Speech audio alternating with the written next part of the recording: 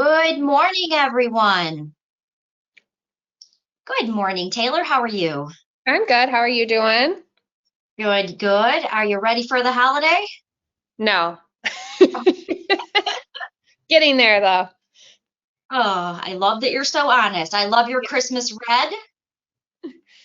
I am. Yep. For the month of December, it's time to wear red, right?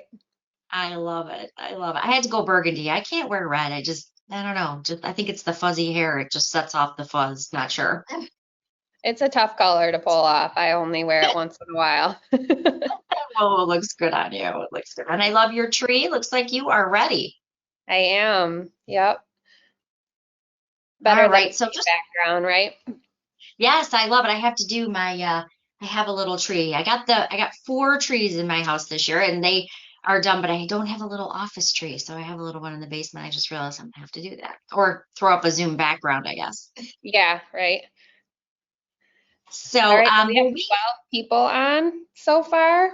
I think that's as many as we had registered. I think so. So I all think of you so. guys are here today. Good job. Lots of familiar faces too. I see Rick Landitz here. So welcome, welcome. All right, so we are going to take you through listing entry and maintenance, and basically we're going to take you through how to save time, how to add your listings quickly into Paragon. Taylor is going to take you through how to promote your listing once you have it in Paragon. She's also going to show you some great she's going to give you some information about the high res photos that we've moved to. She's going to show you some tips and tricks when you're adding in photos and captions and descriptions. So this is one of our favorite classes to teach. We have opened up our classroom too, so we are now doing hybrid classes. This one we just did via webinar, but I think we'll be offering this hybrid as well. Um, but we want to keep it as interactive as possible. So if you do have any questions today, on the right-hand side of your screen, probably minimized at this point, you will find the questions box in GoToWebinar. Feel free to fire away questions as we go through things. We're going to sort of man those questions. So while I'm talking, Taylor's going to man questions. While she's talking, I'm going to man questions. So don't feel like you have to hold all of your questions to the end. Sometimes it's easier. It alerts us as soon as you ask a question, and then we can go ahead and address it while we're on that particular screen. So again, any questions that you have, just throw them in that questions box. If it's not open, just click that orange arrow at the right side of your screen. That will open up your panel and you'll find that questions box there. Also included is the handout section. Pretty much everything that we cover today is going to be located in the handout section. You can click on it. It's a PDF. You can save it to your computer. You can download it. You do have to save it. Sometimes people will say, well, I can see it, but I can't, how do I access it afterward? So just click on it and you can actually save that right to your computer.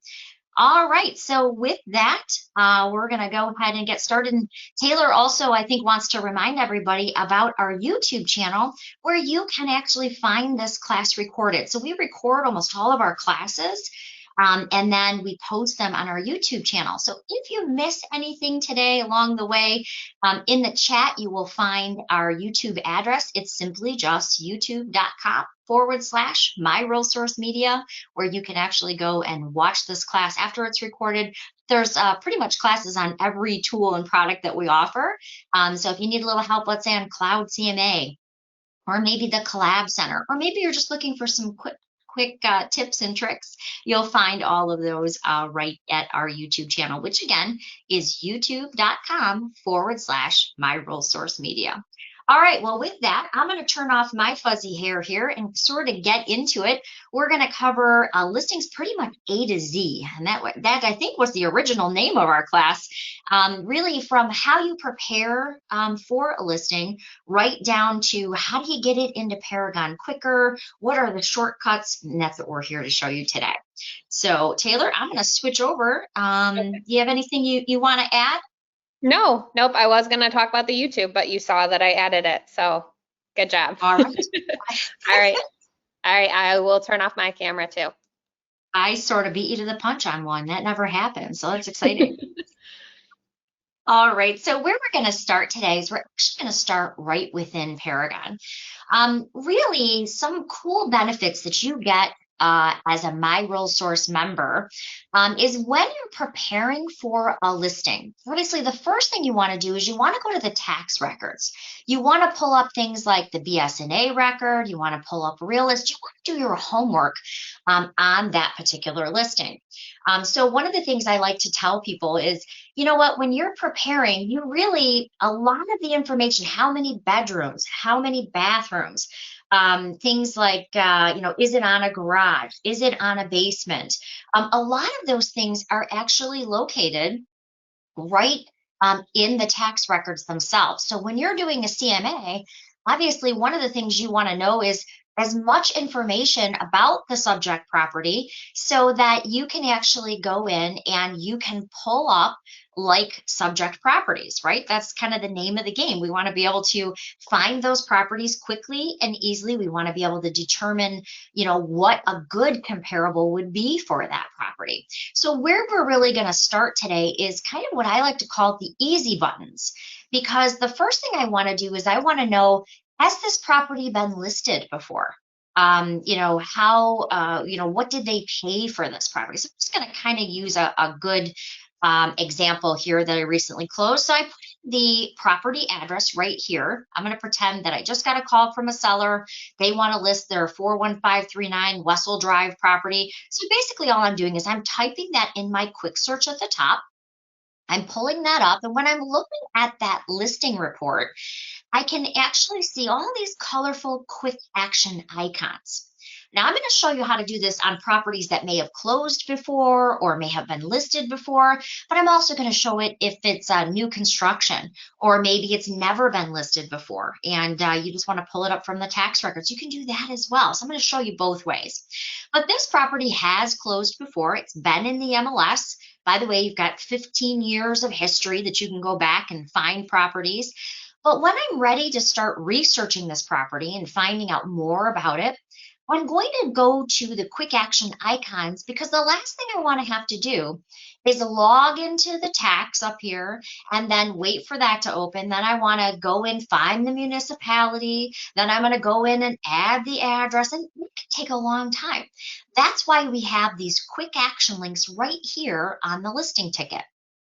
So in this case, I want to go in and I want to find out from BS&A, which by the way, we use the live BS&A server. So that means that when an assessor marks something paid at the office or an assessor makes a change, you're seeing that live. So when you click on that, it's updated information.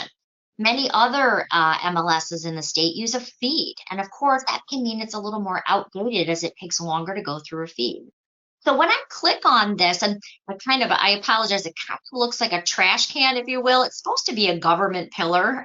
Brian said when he stuffed the government pillar on the button, it looks a little more like a trash can to me.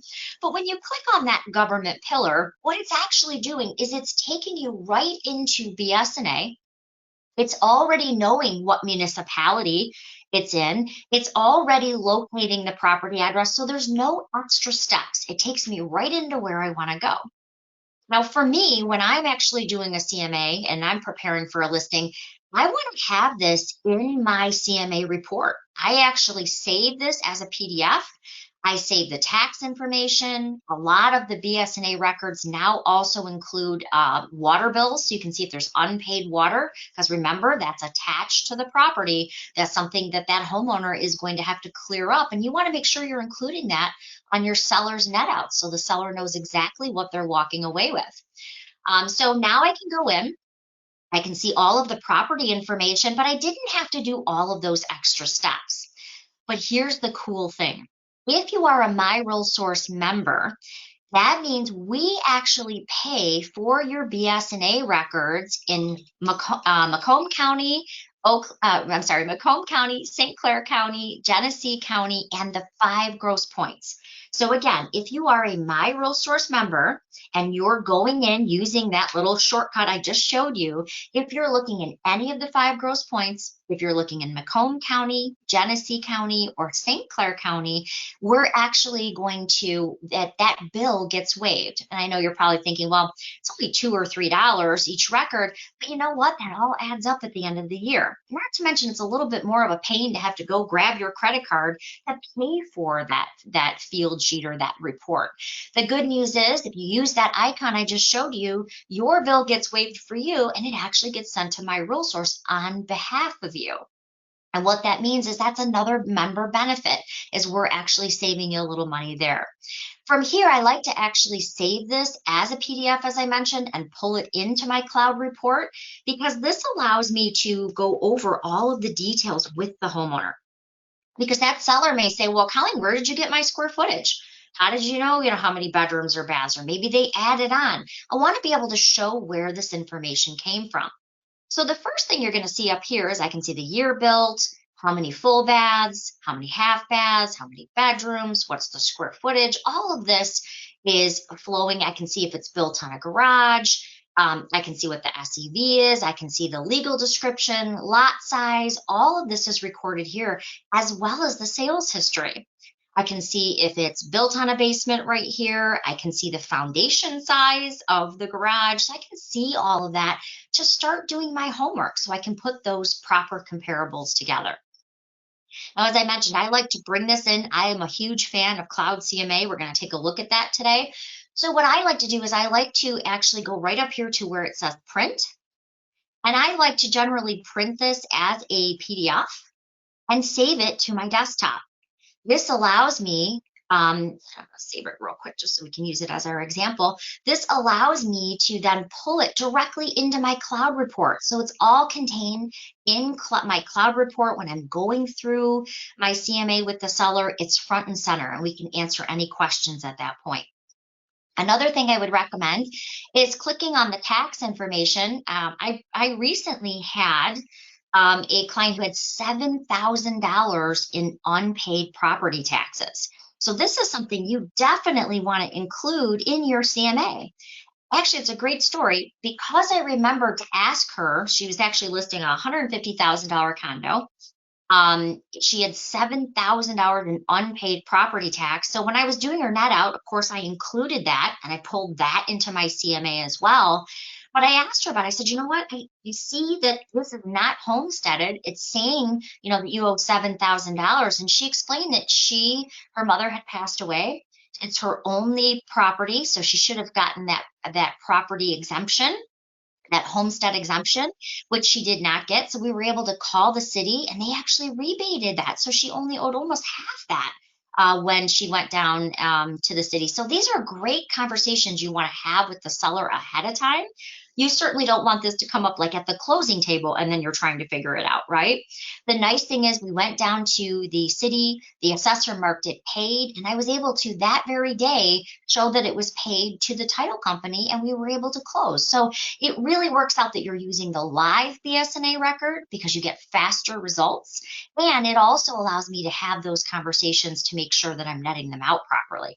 So again, once you have that tax information pulled up, building permits, a lot of municipalities are now also including things like the water bill. If you've got an outstanding $700 water bill, you got to net that out right on your net out. So it's great when you can save this and pull it right into your CMA. Here's another little cheat too as we go into Cloud CMA. If you are doing a CMA and you've never been to the property before, one of the things you might want to consider is if you are doing a CMA, you've never been to the property before, it will generally put a Google overhead shot on your cover. I don't know about you, but I'm not a big fan of that. That doesn't show that I've really done my homework as an agent. Here's a little tip. Of course, you can't take the photos from the MLS because, and Taylor can actually talk more about this than myself, how the photos work in the MLS is whoever has clicked the shutter of the camera actually owns the copyright to that photo. However, public record photos like the one that you're seeing in BSNA, you may want to consider using something like that as the front shot of your CMA report. So if I go into this BSNA record, as you're seeing right here, I can click on this photo and I can save this photo to my desktop. So I'm just going to do a save image as, and that way I have a beautiful front color photo of the home, which is, by the way, the same thing I'm presenting in the BSNA records. I'm also going to save this. We're going to call this home photo, just so you can kind of see how much nicer it looks when you have a great cover shot. So I'm just going to call this home photo. I'm going to save it to my desktop here so that we can quickly pull it in. All right. Couple things from here is BSNA is always your trusted record, meaning if you were ever in a legal dispute, this is what a judge is going to look at. This is what the actual municipality knows about the home. So that's probably the reason that I want to have it in every single CMA. But of course, I like to check both BSNA and Realist when I'm doing my homework. Because Realist, and by the way, Realist is another quick action icon here. It's this little red quick action link. Realist is also going to give you some further detail. And sometimes you'll even note discrepancies. One will say one thing and another will say another thing. And those are the keys that you want to ask the questions about.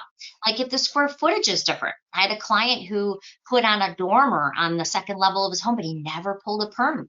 So in BSNA, it said one thing, but in Realist, it said something different, and let me explain why. BSNA, again, is just the municipality record, and that's why that's what a judge will look at. It's one source. But Realist actually is a combined source. It takes MLS information along with the assessor information, and a lot of times, if there's a difference, it will be spelled out what that difference is. So let's see, generally how it will look is where you see MLS and basement here. Sometimes you'll see tax records say something different here, but it will say tax or MLS where they're getting the information from. So if you notice that there's a difference in, let's say, square footage, or you notice that, in my example, I kid you not, you can't make these kind of stories up in real estate, right?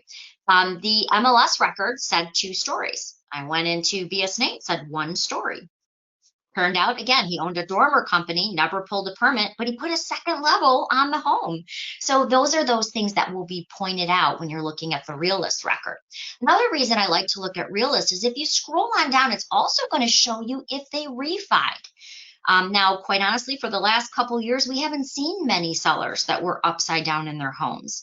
But as a changing market may be occurring, we may have situations where they're pulling money out. Maybe they're refining, maybe they had refied, or maybe they just purchased and now they're looking to sell. Those are all things that you're going to be able to see right in your sales history. So I can see not only the financing type of when they bought it, but I can see things like if it went to sheriff sale. I can see things like, if it was in a trust or if it was transferred in a quick claim. A lot of those things are all you can view those right from here so that you can have those conversations. If you notice they just refied 2 months ago and they bought a year ago, they may very well be upside down in the home. But this is where you're going to be doing your research so that you can explain that when you're going to talk to them. So have both of these. I do the same thing that I do with BSNA. I actually print this as a PDF and I save that, and I also pull that into my cloud CMA report. This makes it a little bit easier. All right. So once you're starting to prepare for your CMA report, well, now we're going in, we're finding like comparables, right? We're using the tax information that we just pulled up, because now we want to go in and we want to search for those comparables. So let's start there. So I'm going to go into search. I've got all my information, how many bedrooms, how many bathrooms, and of course, I'm going to be looking for single family residential homes because we could see that's what that was. Get a little bit of this out of here. I can also, I'm going to skip things like the area. I really want to put in more of the property details first, because I'm going to show you how to do exactly what an appraiser is going to do on your listing. If an appraiser is going to look at that listing and choose comps from 1 mile, how do you do that? How is an easy way to stay within that 1 mile that an appraiser is going to do? So in this case, I want to just put in some basic information. I want to say we're looking for properties for sale. What's your status? Well, of course, the most important when you're pulling comps is going to be closed. All right, we need to know what it closed for. But I'm a huge Floyd Wickman fan.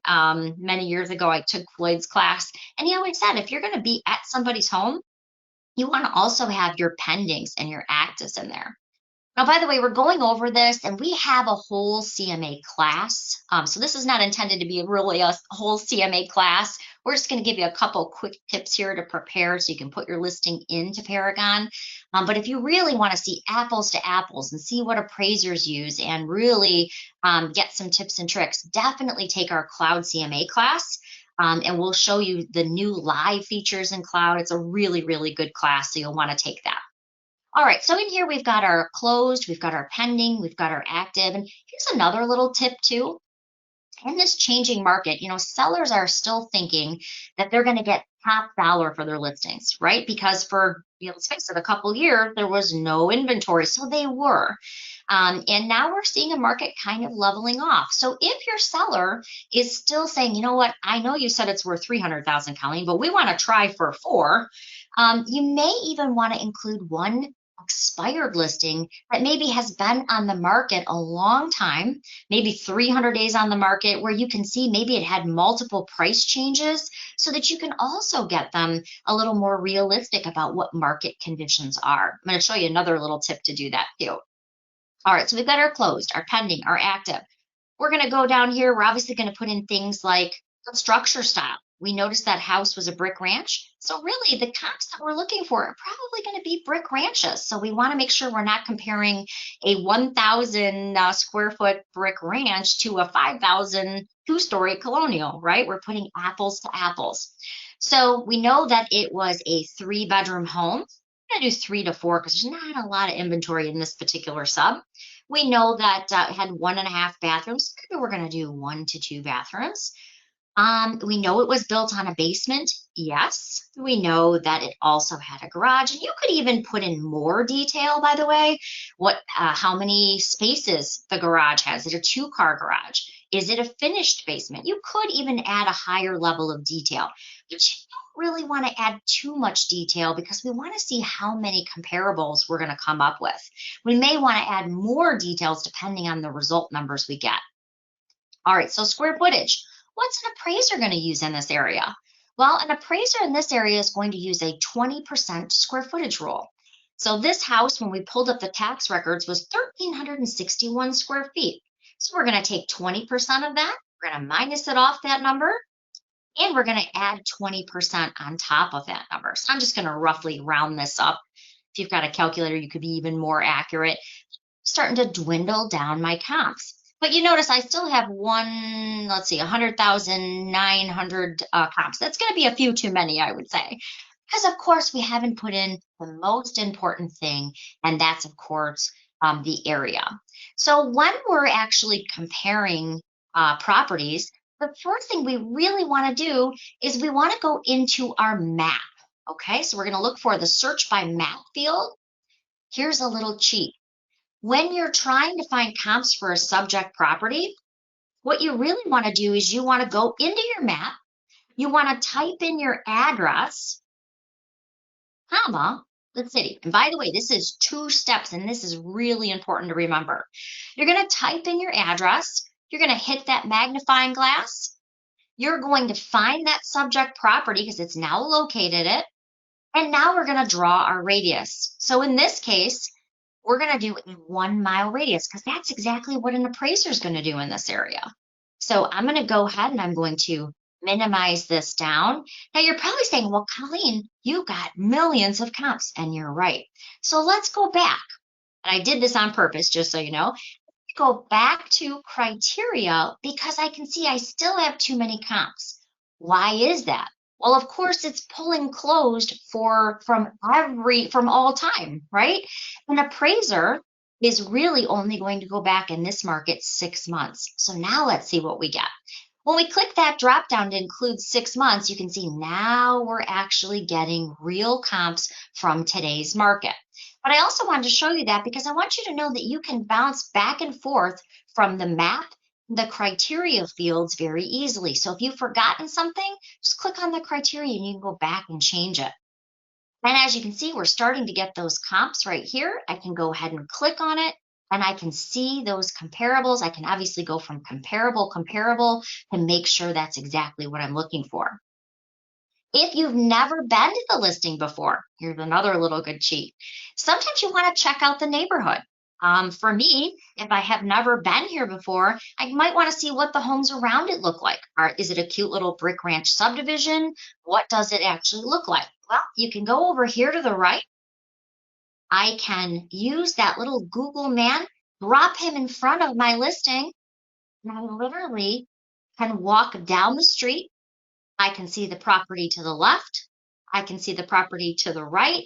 And I can, now, if you actually look at this property, you can see here's my subject property. It's got the pin right on it, right? It's showing me this is my subject property. Here's the house to the right. Here's the house. This happens to be the house I was talking about with the dormer next door. I like using this address because it's got a lot of really good examples. But the whole idea is you can now see what the neighborhood is. And again, you can walk down the entire street to check out the whole neighborhood without even having to get in your car. And if you're thinking, yeah, with gas prices the way they are, this is kind of a good thing. So I'm going to go back. One more quick tip here. And this is something I have to give credit to Lisa Harris, who taught me this 10 years ago, and I'll never forget it. And I can't tell you how many times I use it. Use Rick Landit on our call today because he's a friend of mine. Looking at this circle, let's pretend that Rick, pretend for a moment, this is beautiful lakefront property. And Rick just listed, we're going to pretend this is a $3 million listing. So way to go, Rick. You just listed this beautiful new listing. However, my house is a traditional brick ranch off the water. Now, I did the 1 mile, but what if he's got like 10 waterfront listings here? This is going to really screw up my CMA numbers and really mess me up. So what I really want to do is I want to go over to these drawing tools here. And I want to say, although I'm really excited Rick has all these $1 million waterfront listings, you know what? I don't want those to be included in my CMA because that's really going to screw up my numbers. So maybe I highlight the entire waterfront. And I know what you're thinking right now. You're thinking, well, lady with the fuzzy hair, didn't you just add another shape? And yes, you can add up to 10 shapes on your map, but there's one more step. You're going to go over here to edit, and you're going to change this blue check mark that says include to exclude. Now what just happened is it removed all those waterfront listings. So I don't have to go back and deselect all of them. It's actually doing that for me. There's a lot of great things that you can do in the mapping tools. I'm going to just go ahead and remove that just so you can kind of see some of these other examples. But let's say you want to know, is this in a floodplain? You can actually go right up to these layers here. And you could say, okay, let's apply the floodplain. Let's see, is this in a floodplain? Now, the thing with the layers is sometimes you have to move in a little bit. If you notice there was a little message that says move closer to see the floodplain, I can now see if that falls in a floodplain. There's all kind of layers that you can add. You can look at parcel. Maybe you have not been to the property and you want to know how big the lot sizes are. You can actually click on parcel lines. You can even label them, by the way. And again, all you're going to do, because parcels are small pieces, you're going to zoom in. You can even highlight the lot size and it will show you the perimeter and the lot size on the map. So lots that you can do within the mapping, but really the most important thing, of course, is that we're just staying within that 1 mile where our appraiser is going to stay. So finally, I'm just going to go ahead and remove these because it's a little bit more confusing with them on there. So now I've got my comparables, right? We've done our 1 mile radius. We've got our comparables flying in. The next thing we want to do is we want to, and again, if you've missed anything, if you've missed any criteria, you can go right back here. But basically now we see we've got about 13 properties. When you're doing a CMA, really you're shooting for between 3 and 5 closed properties. But remember, we've included actives and pendings as well. Now I'm going to let you in on a little secret. I have terrible OCD. I like all the closets in my house have their towels the same color, folded the same way in a nice even line. And I like my search results to be like that too. I like them to be very easy to see and understand. This is kind of a hodgepodge, so I don't like it. So what I do is I want actives with actives, closed with closed. So think of your search results as kind of an Excel spreadsheet. I want to click on status and I want to sort them accordingly. I want to see what's actually active, what's actually pending, what's actually closed. The other thing I would recommend is obviously our job as an agent is once we have these results, we're going to go through and you can even sort them by school district. That would be an important field you'd want to add, as I can see they're all the same school district here. Remember, you can customize your search results too. Like for instance, I especially when I'm getting ready to show properties, to customize it and add the agent name to my search results page or my listings page so that I can see who has the property listed. I've been in real estate myself for 25 years, so I know a lot of agents. I've had some really great experiences with agents. I've had some not so great experience with agents. But let me tell you, if I'm going to show 10 houses, the really good agent listings are going first on my list. So this is an easy way to customize your results so that you can see things that might be more important to you.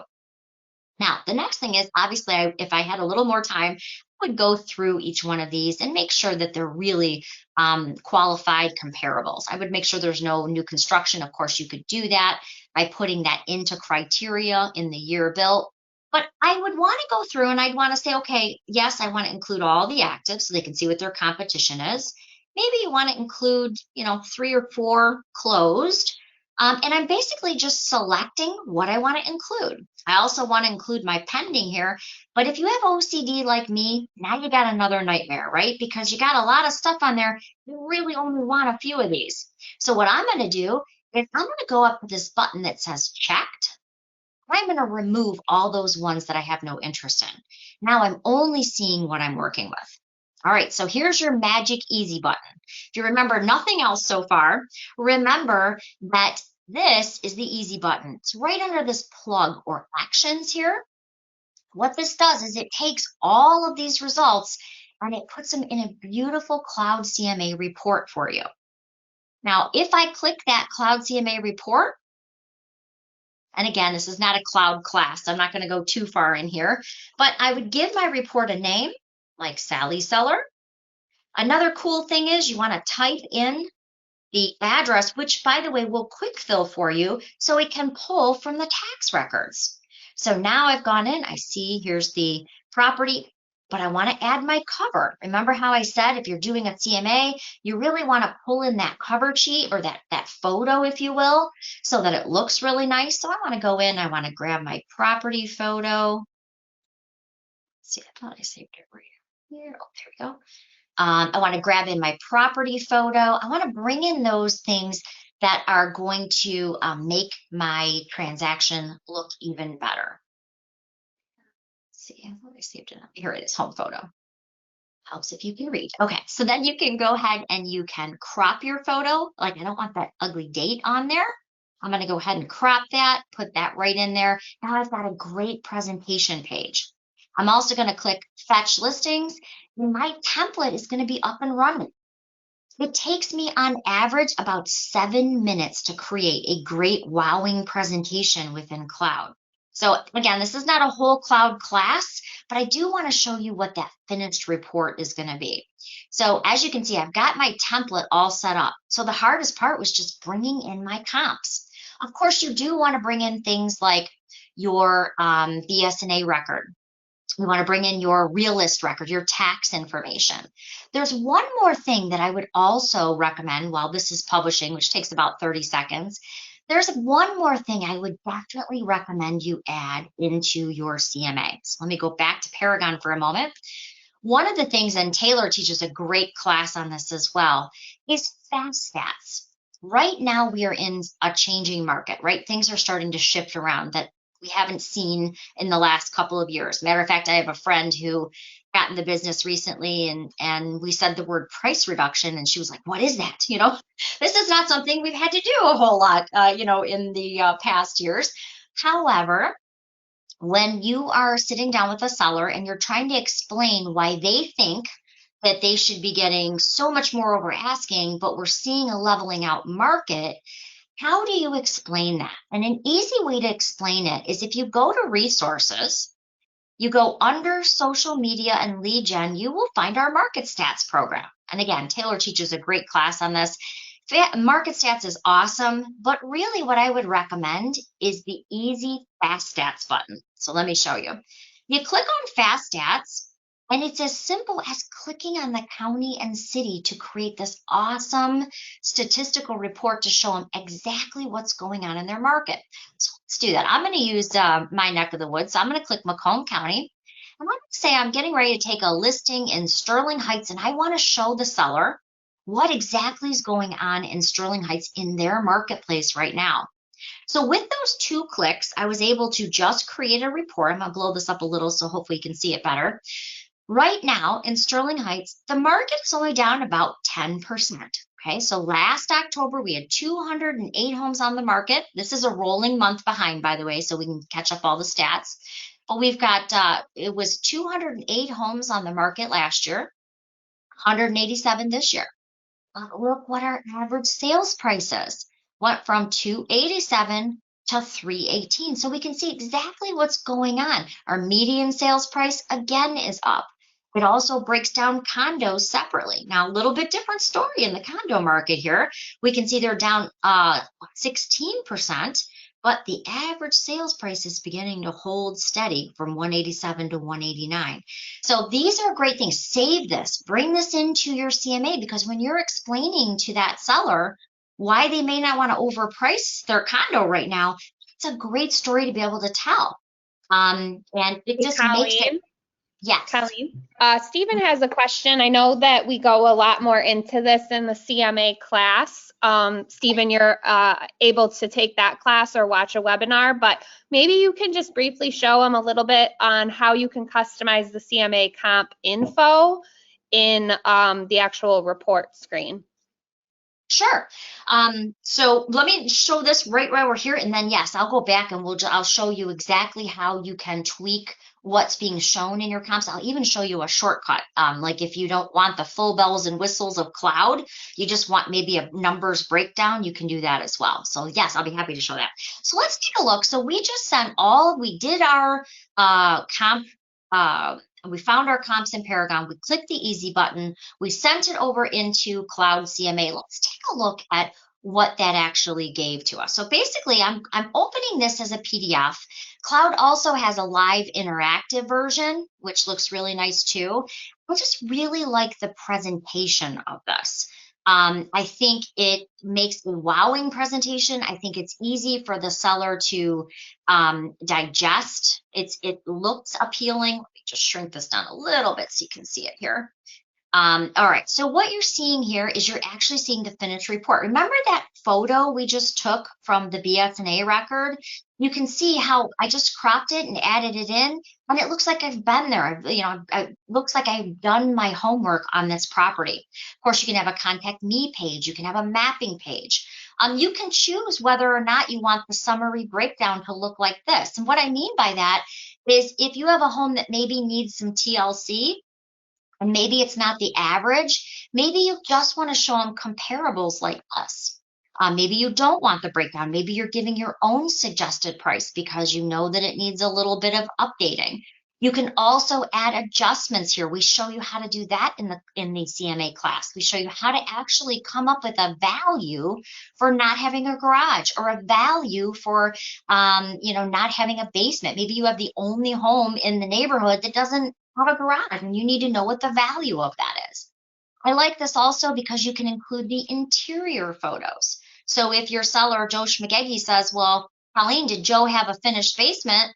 Well, I want to be able to go there and I can say, well, yes, actually, you can see he does have a finished basement. Looks like he just painted the ceiling. Not quite as nice as yours, Mr. Seller, but I can have that conversation. So Cloud is a really easy to use report. I love it because it gives a wow presentation. The new live interactive version, I think, is one of the coolest things we've seen in a long time. If you haven't seen that, take the class, as Taylor said. It is definitely worth it to be able to see how to do a live interactive CMA while you're sitting there pulling comps on the fly. It's pretty cool.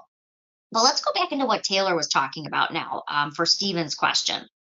So Stephen's question was, how do you tweak it? Let's say you're not looking for the full wow presentation, the full cloud presentation. Maybe it's Stephen's brother. And Steven's brother called. I don't know if you have a brother, Steven, but we're going to pretend you do. Steven's brother calls and he says, you know what? Just, what do you think we should list it for? You know he's going to use you. You're not looking for the wow. So what you can do is you can actually go to the reports over here. You can go to the CMA folder, and we've got some reports that are already made for you.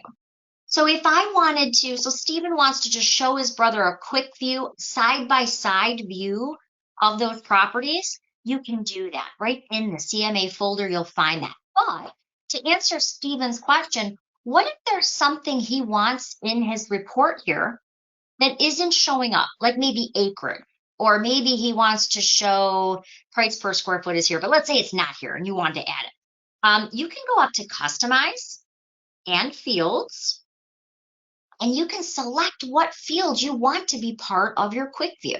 Once you do that, you can even save it as your default, so next time it's already there for you. But let's say, you know what, Steven's brother says, you know what, Steven, you're so great. Just put it on the market for what you think it should be. Or maybe Steven just wants to know kind of in his head what those numbers should be. Well, Steven can go back to the report section, and there is a CMA summary. This is going to take those properties and literally just give you the numbers. What are the average days on market? 24, it looks like.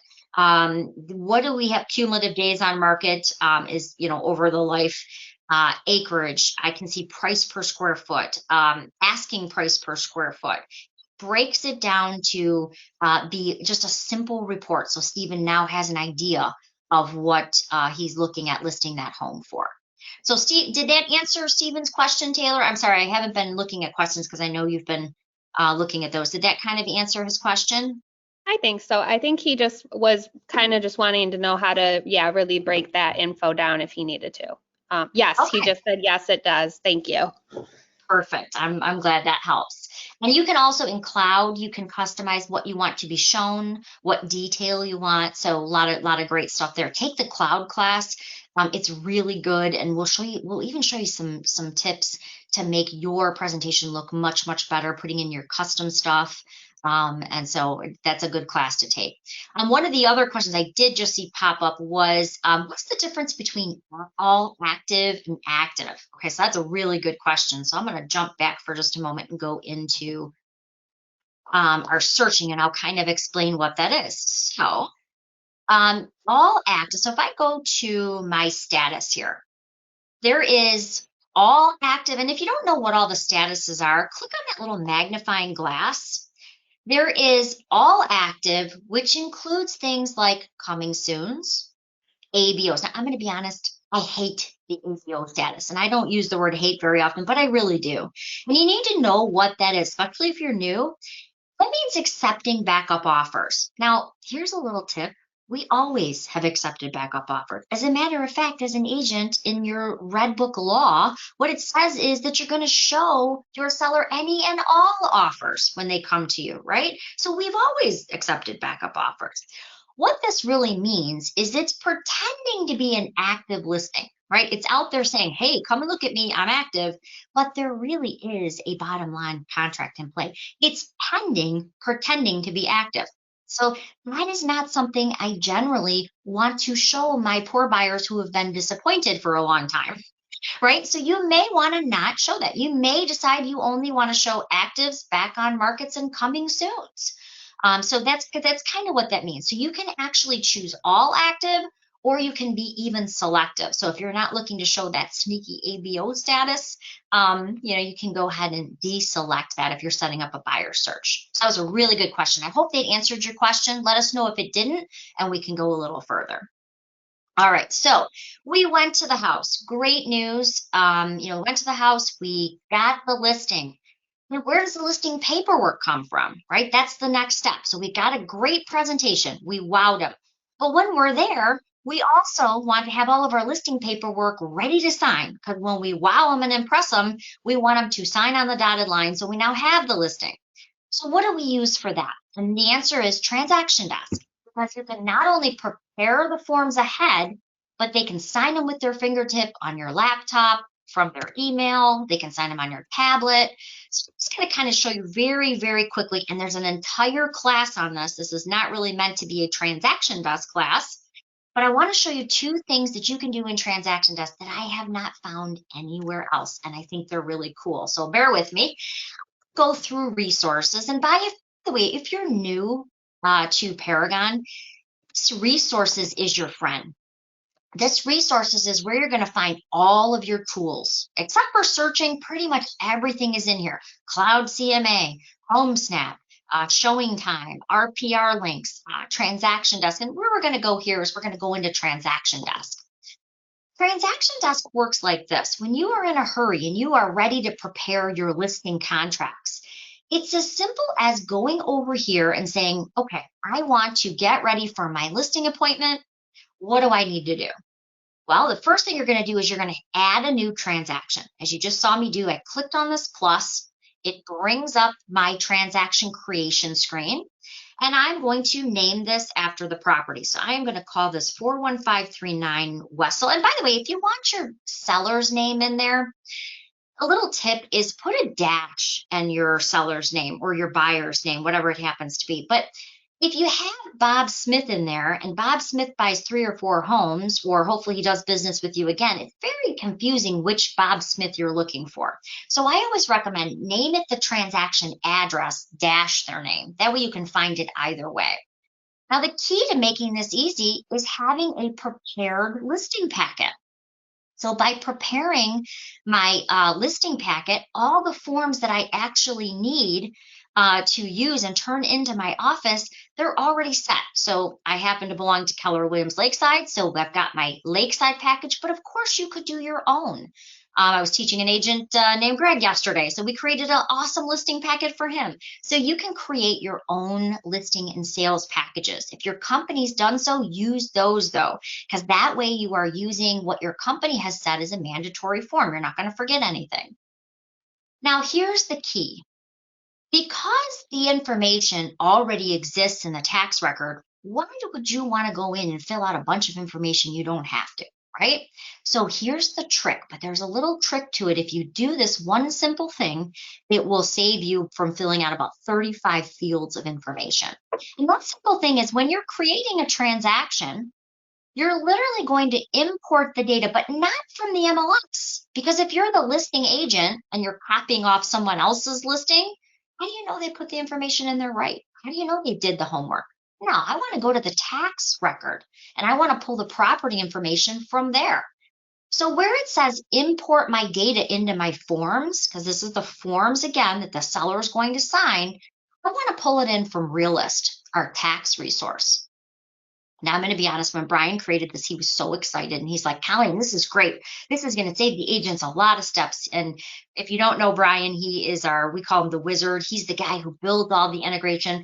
The cool thing about Brian is he's really smart. He can write code. I mean, he's just a brilliant guy, but he's never sold a house in his life. So when he showed me this and he said, okay, now all you got to do is put in the tax ID. And I said, Brian, agents don't memorize tax ID. We know property addresses. And he's like, oh. Okay, well, it works off the tax ID though. I said, okay, well, we got to fix that. So really the code secret that you need to know here is if you go over to the right and you click on this magnifying glass, this is actually going to find all that for you. So you don't have to go get the tax record from somewhere else. That would be silly. It wouldn't be a one-click transaction, right? So what you're going to do is you're going to click on that box, but you're only going to enter 3 key pieces of information. One, of course, you have to tell it what the county is going to be because it needs to know what county records to start looking up. So this particular property is in Macomb County. Secondly, you do not, and I will tell you if you do it, it will never work because I've tried it a million different times. You only want to put in 3 pieces of information. If you put in too much, because tax records are so exact, it won't find it. So you've got to do just this. The street number and the route street name. So you see how it says don't include the street. Don't put the boulevards, the ways, the places. Because again, if you start typing it out, and let's say you put in circle, C-I-R, the tax record has circle spelled out, it won't find it. So that's not going to work for you. So what we actually want to do is we want to put in the route street name. Like this happens to be Wessel Drive. Leave off the drive. You're going to put in the county, street number, and route street name. As soon as you do that, It's going to search that tax ID, which you can see how quick it is. It immediately found it. I'm going to go ahead and I'm going to now hit select. Yep, that's the one I want. And I am going to create my entire transaction so that I don't have to fill out those 35 fields of information. I'm just going to pull them in. I brought in the street number, street name, city, lengthy legal description, school district, township, subdivision. All of that has started to flow. But even better, it's also, if I jump ahead to my wizard here, it brought in the seller of record. It even knows they're the seller. So what it's doing behind the scenes, it's going into all of my listing forms and it's tagging them for me. It's actually putting the seller underneath the signature line and it's tagging it. So if I use the e-signature program, Authentisign, it's already set up where that seller should sign. Saves you a tremendous amount of time. All right, next, here's two really cool things it does as well. If you're like me and you're on your listing appointment, and you know what happens. I mean, we've all been there, right? We get this long seller's disclosure statement. It's got all those little checks on it. You slide it in front of your seller and you tell the seller, okay, this is a really important form. Fill it out truthfully and accurately. Anything you know about the house, you know, and if you've got a home warranty or something, or if you've got a roof warranty, write that on there. You know how it is. And then we go measure the rooms, right? And inevitably, every single time you come back, there's like 9 scratch offs because they didn't see the NA column. And then you can't read half of the stuff they wrote. And, you know, Doris, the wife, is looking for the roof warranty to see if it's 15 or 30 year, and you wanted to be home an hour ago, right? I mean, you know what I'm saying? So from here, what if I told you you could actually send your seller's disclosure ahead? They could simply open it in their email and fill it out and hit save, and it goes to you. It's really, really cool and very simple to do. So let me show you. On that seller's disclosure, and again, this would be really the only document I would do that with. The seller's disclosure is really just for the seller to fill out, right? We, the agents, are never filling this form out, at least we shouldn't be. So what I want to do is I want to send this document to that seller via email. So I'm going to click on email. Again, really, if you did your lead-based paint disclosure, yeah, maybe, but really the seller's disclosure is the document that you would do this for. So I'm going to check it off and I'm going to say, okay, I want to send this to my seller. Now, everything that we normally send is usually a locked attachment, right? And for good reason. We don't want our sellers coming up with their own listing contracts and their own commission and their own, right? We're filling those out for an important reason.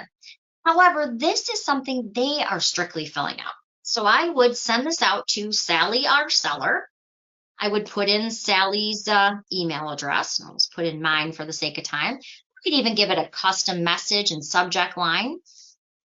And we're going to send this as a link, but we're going to allow them to edit this form. So let me show you kind of what they see, because I was worried, is this going to be easy? You can even give an expiration date, like maybe I'm listing it tomorrow, so I want to make sure I have it back by then.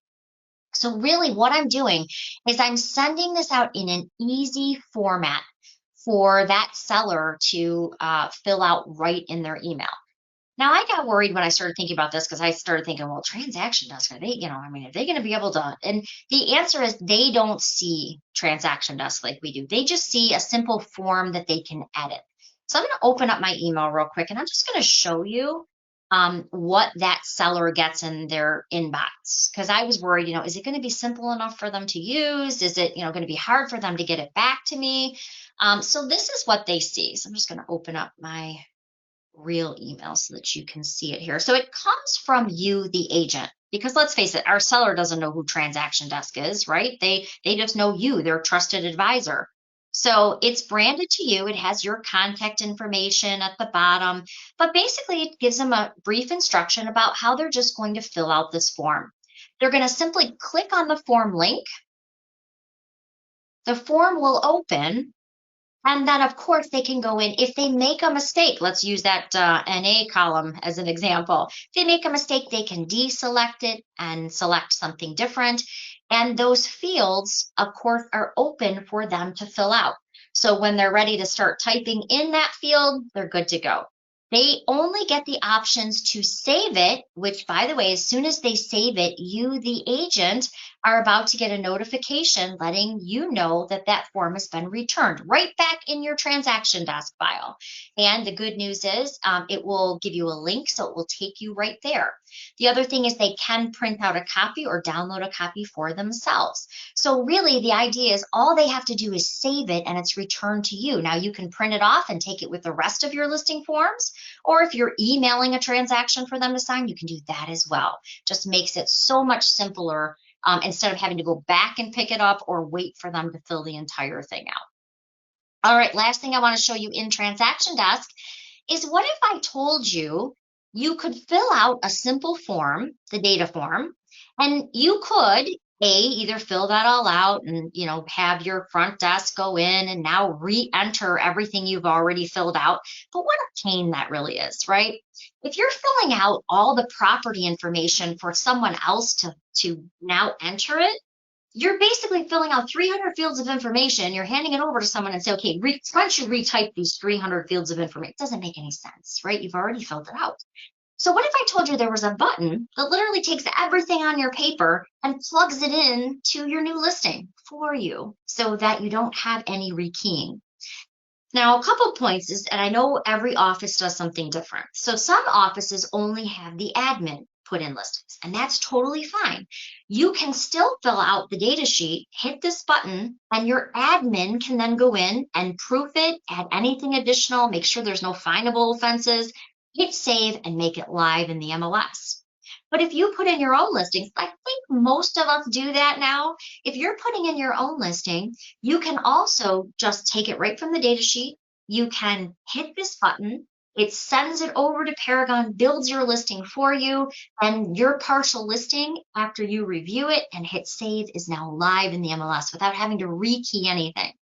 Why I love this is a long time ago, I was at an office and, those admins, they're working so hard, right? They're answering their phones. They're, setting showing appointments. You've got people coming in the door that they're trying to help. They're trying to help this agent, fill up the copy machine. That's how it is, right? They're multitasking. So I had a $35,000 vacant piece of land that went into the MLS for $350,000, just a little bit of a difference, right? And I'm wondering, why am on this property? It seemed like a good, that's what happens, right? Because they're multitasking. So what if I told you, instead of them rekeying anything, that you could actually with one click send it to them so they can see it, review it, and then they can hit save and make your listing live, or you can. So that's about what I'm going to show you right now. So if you are using the MiRealSource data sheet, again, this is found in your transaction desk forms. Hopefully this is part of your office packet. Once you fill out all of the red or required fields, this allows you to simply push. Now you can push all of this data right into the MLS. There is this upload listing button. So let me kind of explain, and I'm not going to fill this whole thing out just for the sake of time today, but basically everything in red is required. But I like this data form so much because it's all open, and I think it's much easier to add things like room sizes and features right from the data sheet, because I can go down, I don't have to expand anything. I don't have to, try to figure out what is this field asking. Everything is right in front of me. All I have to do now is hit the upload listing button. Really what's happening behind the scenes, let me kind of show you, is it pushed everything for me into the Paragon system. When I go to the listings area, what it's actually done is it's created a partial listing. The idea is if your admins are the ones that, let's say, are finishing let's say your admin is finishing all the listings or has to review your listings. When your admin goes in, this is actually how they see it. They can open up your partial. So let's say the admin said, you know what, I'm going to go in, look at Colleen's listing, make sure she didn't screw anything up. She didn't put any contact information, where it shouldn't be, things like that. She can go in, she can add anything missing, she can review it, and then she can just go save listing. And my listing is now live in the MLS. The reason I say this is, but you can do that as well. Most of us these days are putting in our own listings. So when we go to our partials, it's going to say my partial listings. When we're looking at our partial listing here, I can go in and I can simply click it open. I can add in our pictures. I can add in things like disclosures to fill out any additional information that needs to be added and now make this listing live. Now, Taylor's going to take you through, and Taylor specializes in this. If you have not taken Taylor's photo class, you're totally missing out. First of all of our classes, with the exception of orientation, are free. But Taylor, I actually took her class, and I think after 25 years, I kind of thought I took pretty good listing photos. But Taylor actually has a 3-part class. Her first class, she shows you some basics using DSLR cameras. The second is a little more advanced. She's going to show you how to add light and aperture to your shots.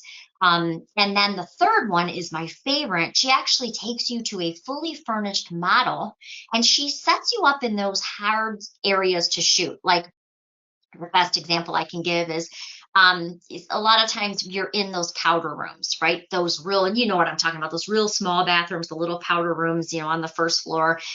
And let's face it, really, to get a good shot there, you either get a front and center toilet shot, or you get, one of those shots where, you're in the mirror. We've all seen those where the agent's literally standing in the mirror. Taylor will show you some patented techniques where you can actually do things like angle off the counter into the mirror to get the whole room. She showed me, I had a bridgeway shot. She sets you up in these hard to photograph areas, but I had a bridgeway shot, and it was really short and dumpy. And, I'm like, it's a long hallway. Why does it look like that? She showed me how to add more aperture and light to the shot to make it look elongated, and things that you could do for that. So I can't tell you how much I enjoyed your class. And if you've not taken Taylor's class, you definitely want to do that. We're gonna dive into the photo features and stuff here, but I just want to let everybody know that the winter program is going to be posted here soon for you to register for. If you've already taken the 2 classes, you'll also be able to sign up have first dibs to sign up for the field trips. But communications will be going out so that you guys can sign up for the class. And don't worry, it's not before Christmas or anything, or the new year. So thank you. Starting in January, there will be the next photo program that Colleen is talking about. Awesome. Thank you. So definitely take that class. I got 2 more quick things to show you. Then I'm going to turn it over to Taylor. Lastly, when you're adding in these listings, you want to make sure you're adding in your photos first. And how to do that is you're literally going over to the left side where it says add photos. Taylor's going to show you how to do that. But there's also add documents. Those are 2 things that you want to do before saving your listing. And Taylor's going to show you next why that's so important. Adding in your documents is simple. I know other MLSs have recently made some changes. Some of them are using Docs Plus. Some of them are changing their, adding and entering. And it's pretty difficult. I just want to click on the disclosures and open them up. I want it to be simple, and I want to be able to add them simply. So all you do is you go to Add, Edit Documents. You're just going to click Add. You're going to browse on your computer where you're pulling those documents from. So I'm going to say I'm going to go to my desktop here, and I'm just going to find that disclosure. We're going to say, let's see, we will call it, I thought I had a disclosure in here. Well, we'll just call it the scan here.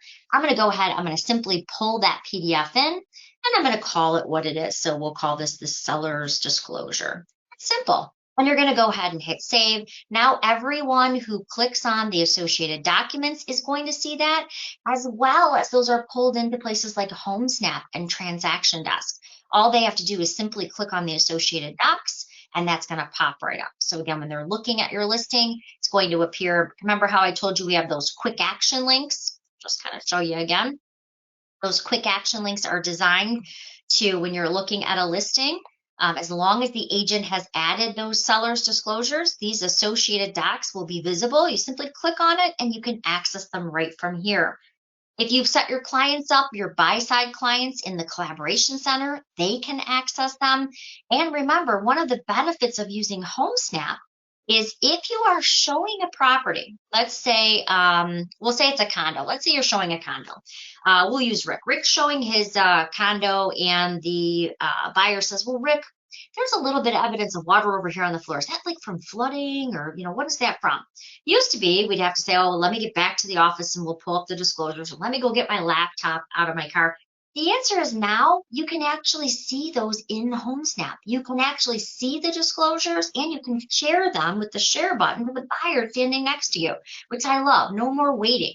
I love it even more when agents remember to put in things like the condo rules and regs, the bylaws. If I'm showing 5 condos and they have a dog, the last thing I want to do, right, is call 5 listing agents and say, hey, can we have a dog at this condo? No, I want to be able to stand there, open up the rules and regs or the bylaws, and say, oh yeah, you can have 2 dogs. There's a size limit. They can't be over 25 pounds. Here, let me send it to you. And you can actually share it with the buyer standing next to you. So that's huge. The last thing is, if you are not using the data sheet, not everybody uses Transaction Desk. If you don't know, I used to work at ZipForm. They are now owned by Lone Wolf. I'm a huge fan of both ZipForm and Transaction Desk. They're great products. They make doing purchases easy. They make the listing paperwork easy. It's auto flowing all that data into your listing docs.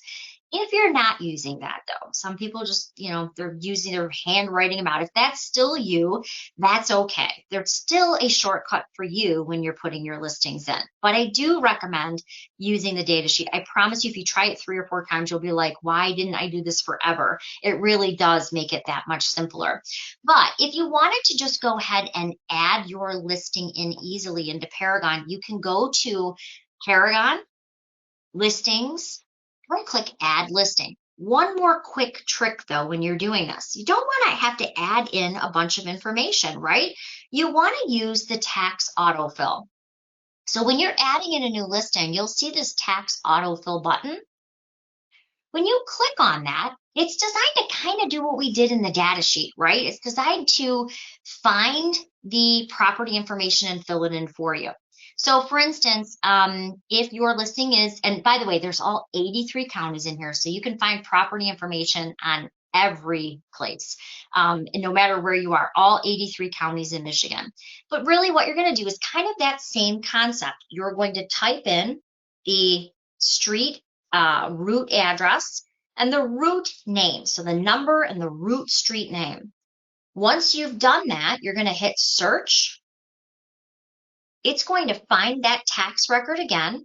And if you're not using the data sheet, this is a way that you can import directly into Paragon. So I can check it off. I can hit that autofill. And I can start still bringing that information right into my listing in Paragon. If there's something you don't want to include, you can simply deselect it, hit save, and now what it's going to do is it's going to take all that information, and when I go to my property information here, you can see it's now it's not auto-filling all of that info right here for me. All right, so Taylor's going to take it from here. She's going to show you the hard stuff, the fun stuff too, about how do you make your listing even better? How do you add the photos? How do you promote it? So with that, Taylor, if it's okay, I'm going to turn this over to you. Let me find you in my list here.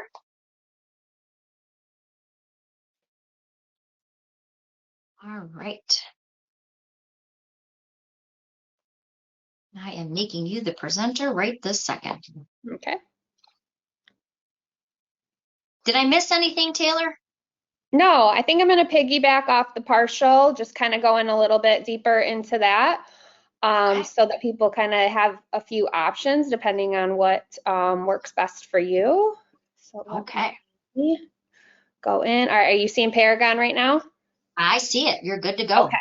Okay, so as Colleen went through all these steps through the tax records and saving your data sheet and taking all that information to make your CMAs, she kind of concluded with the partial function. And what the partial function is a draft feature essentially. So I can go in as her, if I was her admin, to add any remaining pieces to this listing.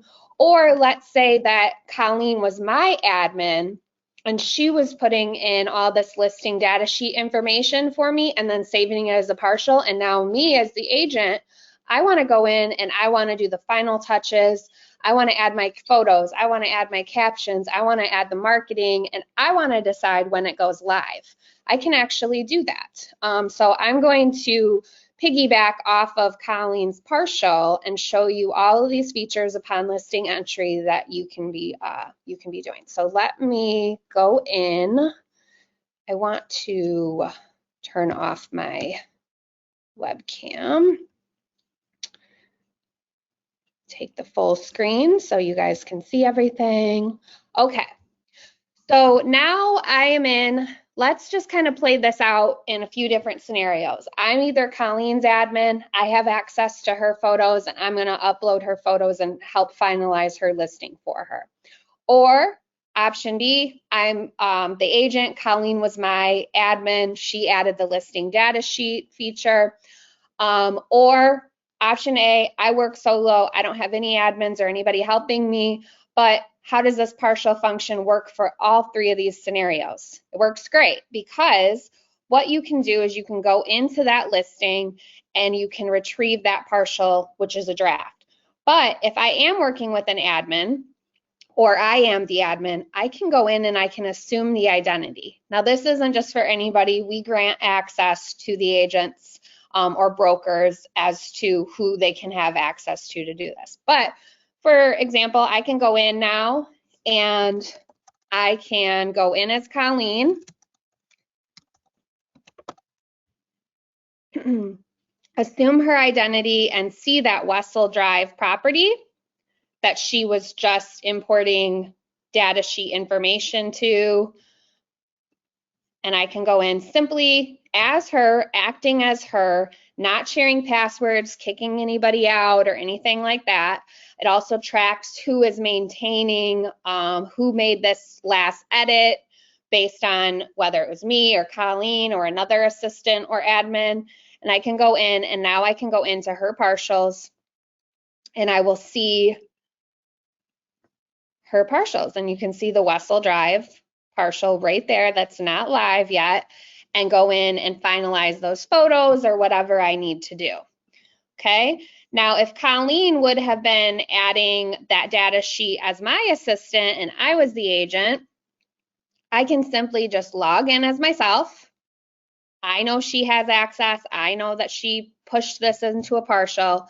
And now me as the agent, I'm going to go in and I'm going to finalize my listing. My listing, after all, I want to be the one to add those captions and descriptions and have that final say when it goes live. So once I go into my partial, this is where Colleen left off, all these different sections that kind of a step-by-step piece. Now, what's really nice about Paragon is that you can tab through each section. You don't have to click and jump around or anything like that.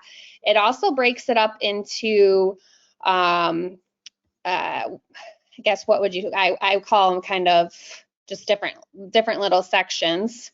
So it's not too overwhelming looking at this, and categorizes it for you. So as I'm tabbing through, finalizing the stuff that I want to add that didn't come through the data sheet, doing a final little piece to that, I'm going to go under compensations and tours. Right here is something that's really unique to Paragon. I'm a big lover of this because more than ever now, as the market is changing, we're going to have to be more creative in marketing our properties. You can't just get away with putting the listing in or selling it right before it's even fully listed.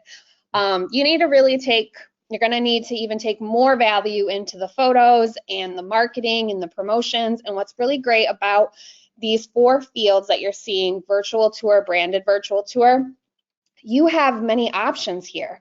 And you can have a branded and an unbranded version of some sort of marketing link, whether that is a floor plan, whether that is a promotional video tour, whether that is a Matterport tour, which I will show you what that looks like, aerial video. So if you do these yourself, or you do these, or you work with photography companies to create these, you can do a branded and non-branded, and you actually have 2 different options depending on what style marketing you want to do. So for example, Colleen has a branded and an unbranded video that she just did. She didn't even work with anybody. She did this all on her phone. This is her branded one. She put this on YouTube, did this on her phone, and did a little tour. Colleen Delange with Keller Williams Lakeside. Want to take you on a property tour of a new listing at 50839 Marshall Lane in beautiful downtown New Baltimore. Actually, we're just... So she categorizes this one as branded because she's talking about herself.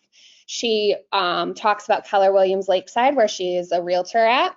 So with that, she's doing her own little walkthrough tour. We have an entrance to the 1.5 car garage. We walk right into the room. Just outside. And then she also did an unbranded one where she does not promote herself, her office. She just simply talks about the property. And now she can take that link.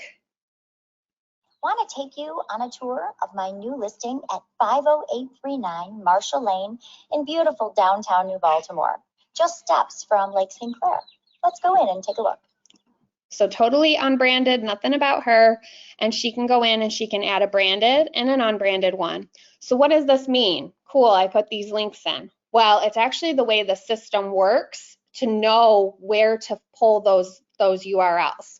So a branded one is going to go to any kind of advertising site, whether that's your single property website, whether that is on syndication, and then you have the unbranded ones that are going to go to IDX, therefore be displayed on other agents. So you're not gonna, they're not gonna want you talking about you in your office, but they do wanna have that information on their site. So that would be unbranded going to IDX. It's also gonna be unbranded in the MLS, therefore any of those auto searches that come up with emails or collaboration center, all of those will be unbranded. So this is just one style. So if you were to do this as a tour, but then you also wanted to do a Matterport service and ask for an unbranded and an unbranded, usually most companies already provide that. They'll put your name and your logo on the video, and then they'll do one where you don't have the name and logo. But what you can do is you can have these 3D tours added, or just a floor plan added, or a promotional aerial video added. We're seeing a lot of these. Here's an example of one right here. So this would be the branding version.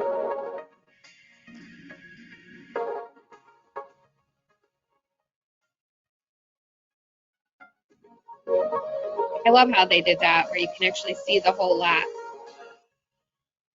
Yeah, that's beautiful. They did a really nice job. That's beautiful. So this is one that you could add, get a branded and an unbranded version, and then it's going to be distributed out to all the proper channels. So this is another way to market your properties. You save this, you can continue to save this as a partial until you are finalized adding everything else. And these will be displayed, and I'm actually going to show you a sample listing where these tours will be displayed on a product called our single property website that's just included for all of our members. They get one generated for them upon every one of their listings as it goes live. Now, once I've filled in all of these fields, tabbed through, opened and closed all my different boxes, now I go in and I can add and edit photos. So as you can see, I've already added photos, but let's say that my admin added these photos, and now me as the agent, I want to go in and I want to finalize these. I want to do the order. I want to add the captions and descriptions because I was the one that was there. I'm the one who took notes on the features of the home that need to be highlighted. So what you can do is you can upload multiple photos at a time, 99 actually. And our resolution just increased this summer. It actually doubled in size, which is really nice. We were 1280 by 960. Now we are 3072 by 2004. So I'm dropping numbers, but really what this means is your photos are going to be a lot sharper, crisper, fill the frames and galleries a lot better, no pixelization, and it's still going to load really fast because 3000 by 2000 is really good resolution, but it's not going to bog down a web page opening up a photo or anything like that.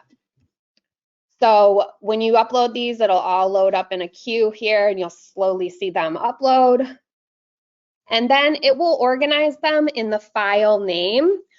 So that's where you can easily drag and drop the order that you would like these in.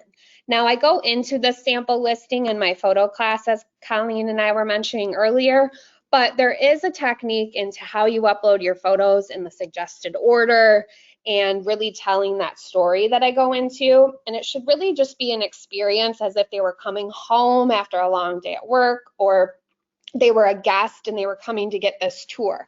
You would not have your photos all over the place. You would want them to have that experience as if they were coming home, the rooms that they would go into, get to the meat and potatoes of the house with the main rooms, but a couple different angles while you're in that space. Nothing is more frustrating, which I'm sure that you guys can also relate to, is when you're going through a listing and it jumps around. You were in the living room 1 second, now you're in a bedroom, and then it goes back to another living room. Or they have a kitchen that they start with, but it was actually the kitchen in the basement. That happened to me one time. I was really frustrated. I'm like, oh, this looks pretty new. This is nice. And then got that out of the way and then find out it was just a little kitchen down in the basement. So the bedrooms are all kind of the same size. Is this the master? Is this the second, the third bedroom? So it really there's really strategy behind the order and the flow of these photos. Keep the rooms together, couple different angles, throw in some close-up shots, which we talk about in the photo class, the ways to take those, filling the frame, close-up shots, more artistic angles that you can do, how to photograph those small spaces. So a lot of that is covered, but here I just really want to talk about the flow of your photos and how to drag and drop those. So really think about coming home, those main rooms, couple different angles, moving on to each room and having a nice transitional shot. So for example, right here, I have kind of a full photo of the kitchen dining area, but slowly moving into the living room. So this photo right here, I can pull this up real quick just to show you. Can go through this. I've added captions and descriptions, which I'll show you how to do that in just a moment. But from here, I have some close-up shots, making my way to the kitchen from the mudroom, and now I'm on my way to the living room. But before going right to the living room, I show this room as a whole from a different angle, and then another angle, and right here where you can see the living room. I call this a transitional shot where you can see where the stairs are, so you know that it's going to be moving upstairs soon, but you also can see the kitchen where we just were, and then this space over here. So I didn't just jump right to the living room without giving you any kind of teaser. Even though people might not be aware that this is what they're experiencing, this is what they're experiencing, instead of just jumping from one room to the next without any of that in between transitional shot where they can see how the rooms piece together. So we go into this listing, some of the techniques that are used, lighting, aperture, stuff like that. So I hope to see many of your names in the upcoming class. But I talked about the captions and descriptions. So that's going to be when you're uploading your photos, dragging and dropping. There's some editing features in here. So right here is a little red pen. This is where you can change the orientation of the photo or crop the photo, because sometimes you might not notice it and there's a little pop can or something that's snuck in the corner. You can crop that out. Or you took your photo with your phone and the photo changes its orientation on the phone, but for some reason it uploaded upside down. You can go in and you can change that orientation if you need to. And then it'll say add a label. Right now all my photos are labeled, but I can open this up and I have two sections, a label and a description. The label really just needs to be really short and sweet. It allows for 25 characters. Just tell them what room they're in. Is this the primary bedroom? Is this the basement? Is this what else would it be? The second bedroom, the main level bathroom, things like that. You can do that on the labels. The description is, look at the description as if you were you were in person with somebody and you're just like kind of talking about the house. Each room, point out little features, point out the experience of living there. So this mud room, me being really jealous of people who have nice big mud rooms, I wanted to really point out how great having a mudroom would be. It's useful. It has built-in bench, hangers for your backpacks, purses, briefcases, and more.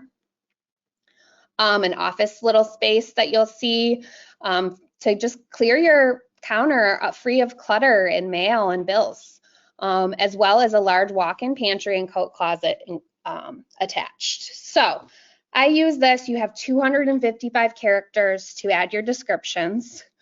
It does not have to be a huge long paragraph, just a couple sentences really highlighting these features. And then once you're happy with what you've done with the photos, you being the agent having that final touch, whether you're piggybacking off of the admin or you are the one that did it from the beginning, you just save that and then go in. What I like to do is overlook the gallery as before I make this live. So I can go in and I can kind of experience it how it would be as if I were seeing this listing, and make sure that the flow makes sense and proofread my captions and descriptions. Colleen talked about the documents, but this is where you would add your associated docs. And then you can schedule and add your open house and tours right in here. So when you do that, you choose your date, your time, any comments that you want to add. And what's really nice is since the pandemic, they added a live stream feature. Back in early 2020, Colleen and I started a web series called Mixing Up with MiRealSource, and a kind of an impromptu class, I guess you would say, of how to do business only from home. And that includes open houses, that includes tours when everybody was on lockdown. And we had Paragon add a live stream feature, because that was one of the things that we talked about, is that you can do a tour at the property where nobody is there and walk through and have this live stream where people can jump on and see what you're talking about and see the home. So if you wanted to have a live stream kind of event, that's an option where you put that URL and people can jump on and join. We incorporated that with Facebook events and tied it all together. So that was kind of a cool feature. And this might be something that people still want to utilize if they don't want a bunch of people coming into their house right now. Tours looks exactly the same. Now, where these display are going to be in the system where you can search for open houses and tours right under here. So somebody can do an open house tour search. If you do have a open house or tour scheduled and your property pulls up, there'll be a little icon that there's one going on, and they can click on that, see the information.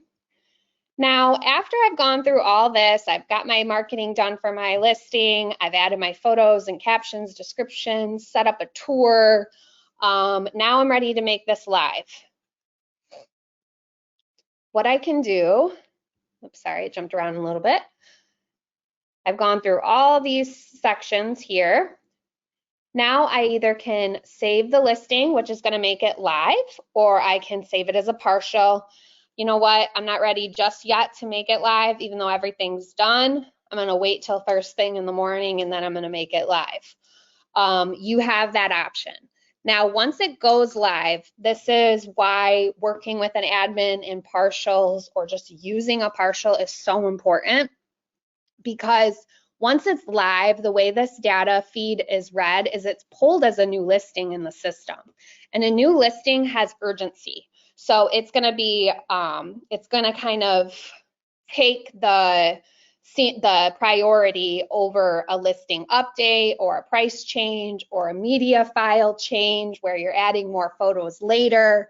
So strategically, you really want to save it as a partial until it's perfect and ready to go, because it's only pulled as a new listing one time.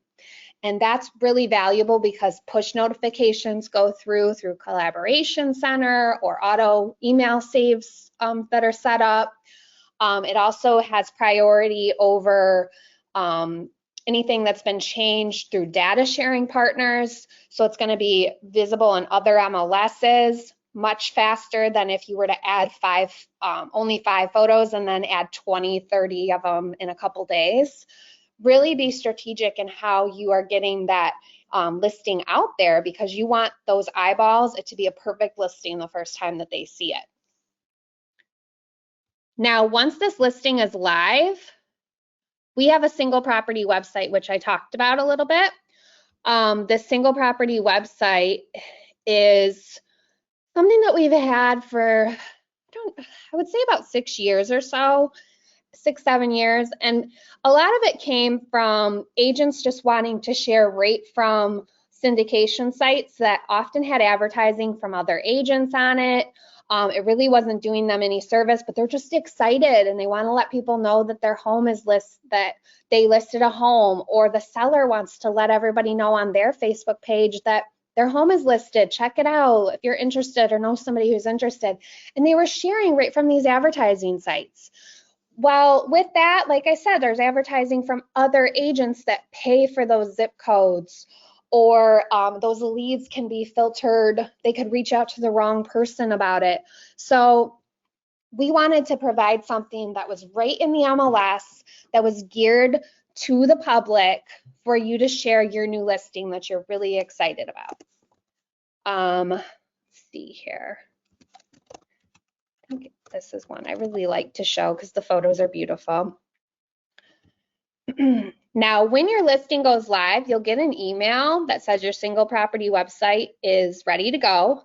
But if you missed that email and you want to go in and you want to share that single property website, you can actually go in and do that. It's a little house with a check that even tells you it's a single property website. It's going to load this single property website for you. There's nothing about any other agents on there. It's not going to have any branding for anybody else or any offices. It's all about you. Your tours that you have on there that you've made are going to be on there. Your high resolution photos. If they want to schedule a showing, that request will come through to you. The public remark details are going to be right there. Really just icon-based, simple information that needs to be kind of in the forefront about the property. And then all the general fields, a map view, and a contact information. So what's nice, I really like, is that it's just a big photo, but once you're sharing this, it looks really good on a Facebook post. Sometimes they don't display that nicely when you're sharing from other places. It loads a large primary photo. So you can say 1 to 3 sentences here about the property. So just listed, beautiful home in Grosse Pointe Farms, fully updated kitchen. You don't want to miss this one. You know, something with a call to action, a little nice highlight of the property, and a call to action where it would be, you know, reach out to me directly here or from the website, whatever works for you, phone number. So get their attention grabber, something about the home, and a call to action should all be here in your post.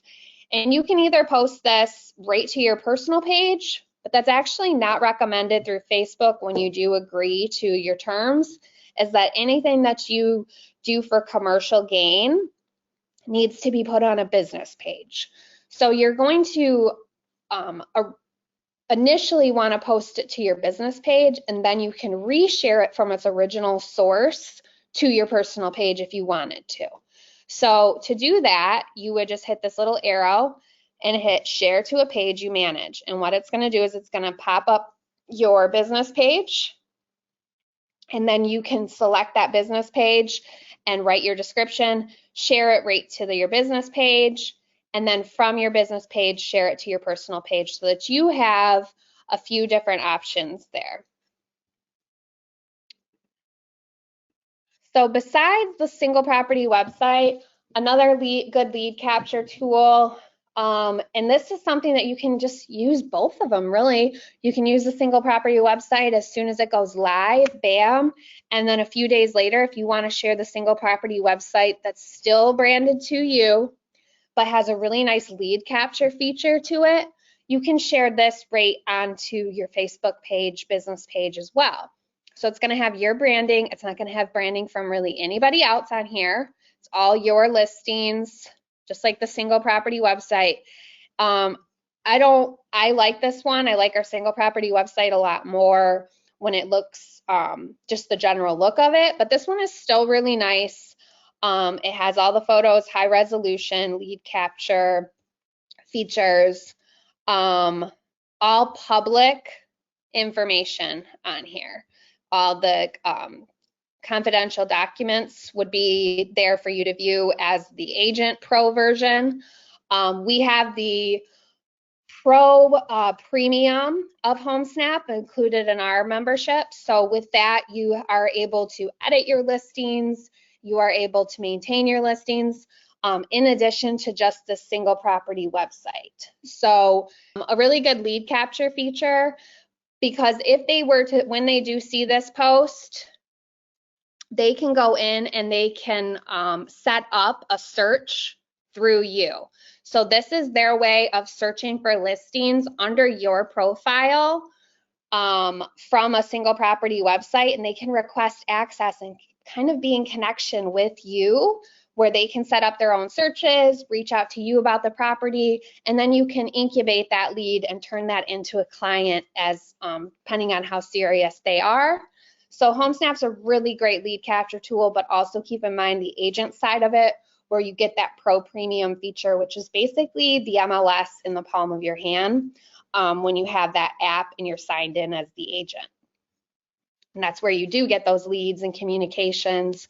Colleen uses some of the upgraded features too that you can pay for that will get on more social media, ads and stuff like that. But the Pro Premium is really nice for you to maintain your listings, but then you can use the single property website feature.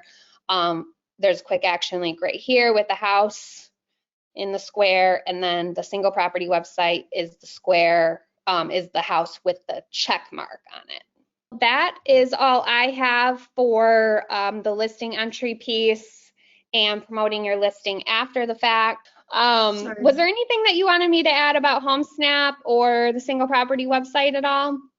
No, I think that's good. One final note, I think that we sort of added, keep in mind, if you add a listing, you can clone the listing. So let's say you put the listing in, and for whatever reason, let's say that the listing didn't sell, maybe they took it off the market, they painted it, they put it back on, and it's a few months later. You can always clone that listing and put it back on. But here's the caveat. If you want to reset the days on market, because I did not know this as an agent for a long time, I would take it off for a week and put it back on, and I'm like, why does the days on market not refresh? If you want to take the listing to a 0 days on market, it has to be off the market a full 30 days. When you put it back on the market, then day 31, that clock will reset to 0. So I know that was one of the questions that came in. Again, you can clone listings. You can't clone other people's listings, though. So be very clear that you can only clone listings that you have created in the system yourself. And then the last, just like the ABO status, I'm not a huge fan of the coming soon status. It is here to stay. So do be familiar with what the rules are. Our rules when you're adding a listing is into the coming soon status that you can add a listing up to 7 days. It doesn't have to be 7 days. It could be 2 days. If you're not familiar about why these rules came into place, Of course, rules are put into place when agents behave badly, right? Unfortunately. We had agents that were putting signs in the front yard, and then what was happening, and all across the country, not just here in our market, but it was here as well. They were putting signs in the front lawn, and of course, people were calling them, and the listing agent was showing the property, but they would never put the listing into the MLS. So, unfortunately, people like Steven driving around their buyers doing a great job for them. Buyer says, Steven, get me into this house. Steven calls and calls and calls. It's not in the MLS, trying to get in. And of course, now it's pending, right? And so now they're mad at Steven, right? And he didn't do anything wrong because he couldn't get into the house. So NAR said, here's what we're going to do. We're going to put a policy 8 rule in place saying that if you're going to put any type of advertising, whether it's a Facebook post, whether it's a postcard mailing, whether it's a sign in the window, sign in the lawn, whatever it happens to be in the form of advertising, if you want to keep it coming in the coming soon status, you must put it into the MLS within 24 hours. So our rule is 2 business days normally. So normally if you take a listing, and that is with the exception of weekends and holidays, but if you take a listing, you have 2 days to get it into the MLS. In this case, if you are using the coming soon status, you only have 1 day, must go into the MLS. It can be in there for up to 7 days. It doesn't have to be 7, it could be 2.